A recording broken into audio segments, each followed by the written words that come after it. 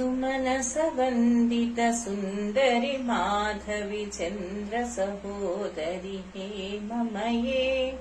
मुनिगणमण्डित मोक्षप्रदायिनि मञ्जुलभाषिनि वेदनुते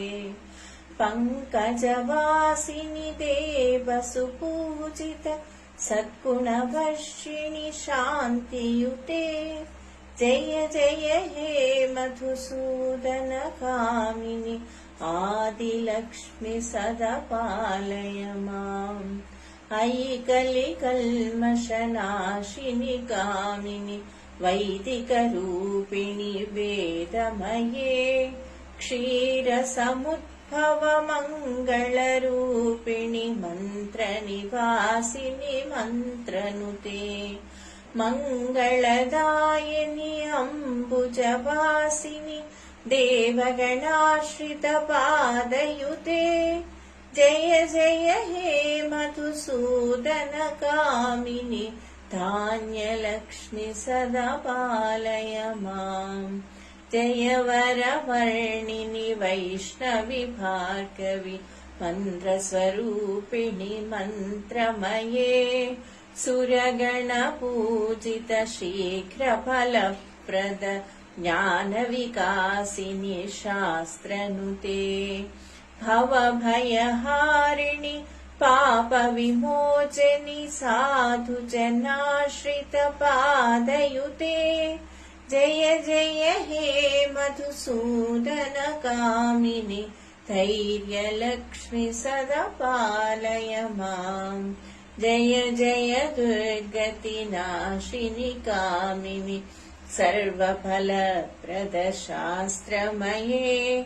रथगजदुरगपदादि समावृत परिजनमण्डित लोकनुते हरिहर ब्रह्म सुपूजित सेवित तापनिवारण पादयुते जय जय हे मधुसूदन कामिनि गजलक्ष्मी सदा पालय माम् अयि खगवाहिनि मोहिनि चक्रिणि रागविवर्धिनि ज्ञानमये गुणगणवारिधि लोकहितैषिणि स्वरसप्तभूषित गाननुते सकल सुरासुर देव मुनीश्वर मानव वन्दित पादयुगे जय जय हे मधुसूदन कामिनि सन्तानलक्ष्मि सदा पालय माम् जय कमलासनि सद्गतिदायिनि ज्ञानविकासिनि गानमये अनुदिनमर्चित कुङ्कुमधूसर भूषित वासित वाच्यनुते कनकधरास्तुति वैभव वन्दित शङ्कर देशिक मान्यपदे जय जय हे मधुसूदन कामिनि विजयलक्ष्मि सदा पालय माम् प्रणत सुरेश्वरि भारति भार्गवि शोकविनाशिनि रत्नमये मणिमय भूषित कर्णविभूषण शान्ति समावृत हास्यमुखे